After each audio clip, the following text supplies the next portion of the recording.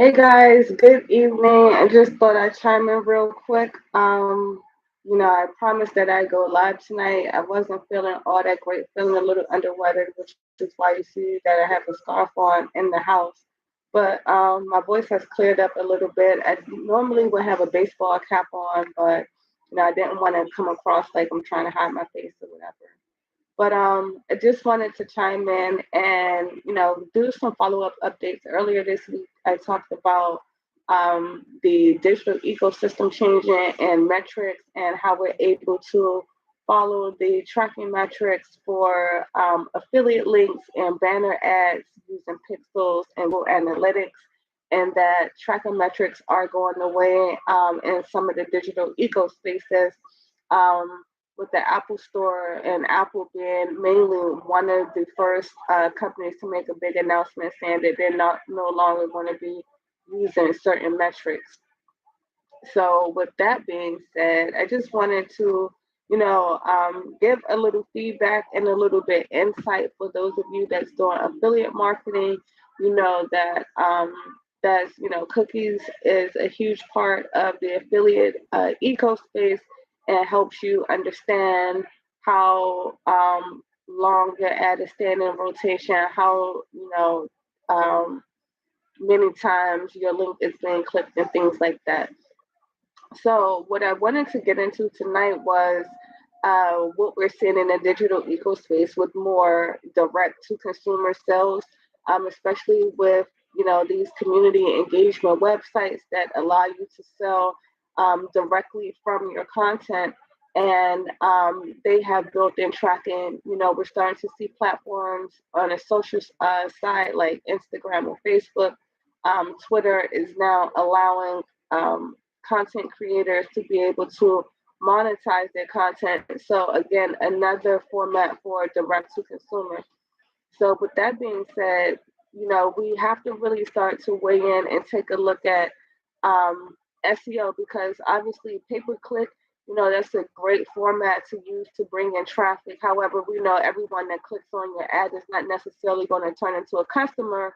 And not only that, the ratio of running pay per click campaigns and basing them on performance, you want to have something in place to kind of support and sustain that interest and that growth.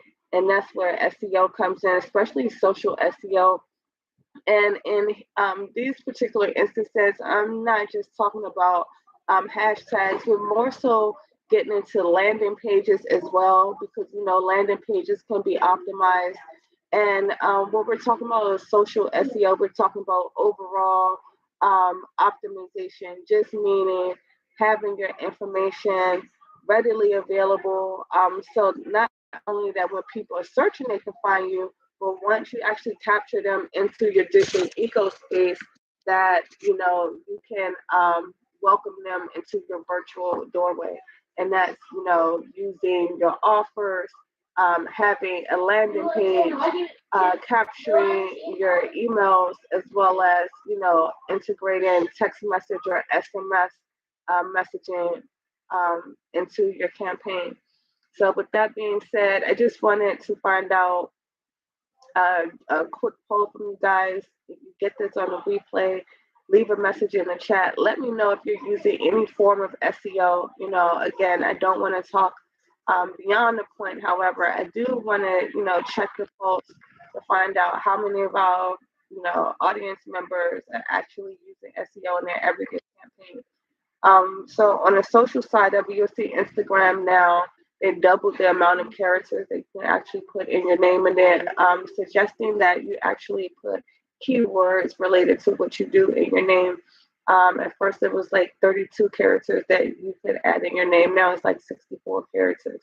So starting with a profile across Instagram, Twitter, obviously to optimize that, you would want to take that same approach and use that on Twitter, on LinkedIn, Pinterest, Facebook, wherever it is that you're, entertaining your audience online. So that way your name starts to become optimized along with the keywords that you're using.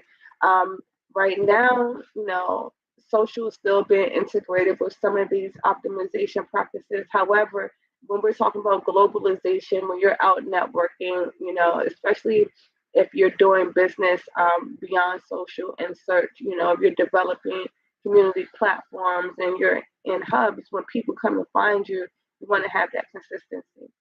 The other thing was listings. Business listings is super important. Back in the day when everyone was relying solely on their web presence and having a great website and doing business through business cards and networking events, you could kind of get around not having a business listing. These days, it's super important to have a business listing because it actually claims your business online. It helps you rank above just people that have free content out there. So, if you think about the data pool and the way information is circulated, you want to, if you're in business and you know you're advertising, that means you're already spending money on your business.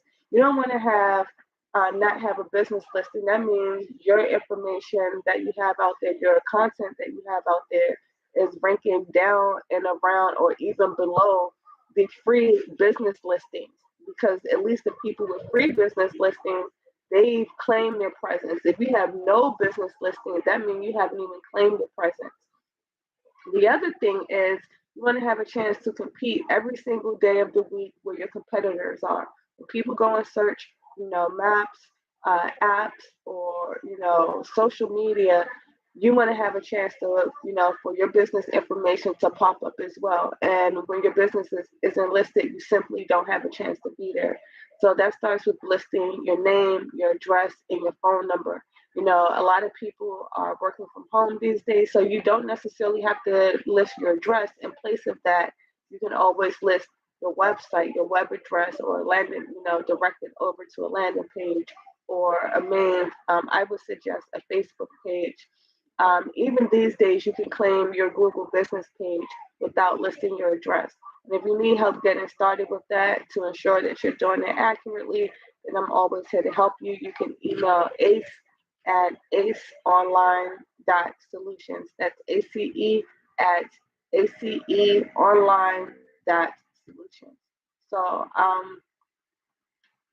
the other thing with social SEO, by now everyone understands the importance of being optimized. I hope really start to take a deep dive at your content and your call to action because that helps you be optimized as well. So on the social side, when you're talking about optimization and call to action, you're talking about getting traffic. At the end of the day, that's what we're all online for, is to get traffic to our websites, to our content, our community platforms and projects. So with that being said, it's great to have, so many views on Instagram and Instagram Reels and things like that. But the idea is to actually use it as an ecosystem. So that way you're creating that revolving door effect, when you're driving your call to action. Every time you tell a person to go and click on your website or to take a call to action, but they may not necessarily follow. But if you create a pathway for them to follow, then for them to naturally follow, they may be more inclined to do that. So you're more so leading them to your call to action. So with that being said, we have to talk about the way that we're using the ecosystem, not just within one social networks, but even within the social networks as they stand apart. You may be a huge fan of Facebook, but not necessarily a huge fan of Twitter, where it's in your best interest to actually have both because Twitter is the news ticker of the social medias, regardless of what's going on with Elon and Kanye and who said what. At the end of the day, journalists, um, everyday people, entrepreneurs, artists, people building community, people working in nonprofit sector gather on Twitter every day to share what's going on in their industry, what's going on with their projects, with their movements. And that is the ultimate call to action when you're talking about what's happening right now. And you have no other choice but to follow a thread or to follow a link. The same thing with Facebook and primarily Facebook groups. If you're hosting an environment where you're inviting people in, it makes sense to use an environment everyone is familiar with. By now, we all know and heard of Facebook. We all know the functions of Facebook and Facebook communities. And as you're growing your Facebook community there, that's where you're able to find out and actually poll who is in your community, get the questions that they're looking to get answered. So that way you can turn around and put that back into your ecosystem, whether it's going to be on Instagram or Twitter or anywhere else online. I just wanted to hop in real quick just to open the conversation and start the conversation about social SEO. I know it's something that we've all probably heard of by now because Instagram has been talking about it a lot. However, when we're talking about putting together our digital ecosystem and using our content as a way of building a funnel versus putting together a funnel that just drives sales and not really being able to track those sales, we have to talk about social SEO and being able to put together our call to action in a way that naturally leads our customer through the buying journey, through the buying process. And that really starts with optimization. So, the main takeaway, the top three takeaways about optimizing and making sure that your business is optimizing is number one, having a business listing page. The business listing page is not your landing page. Number two, having a landing page. Your landing page houses your offer, your links, your call to action. Yes. You bored?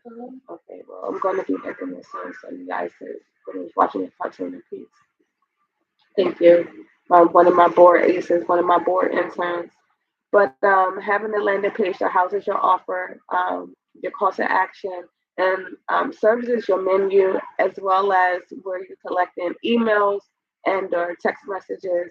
And then having your content set up as a way where you're driving that call to action back to your landing page and through your buying process. So send me your questions, guys. Leave a comment. Thanks so much for stopping by. For those that did pop in, and I'm gonna look forward to sharing more as we move forward in Q4. Have a good night. Peace.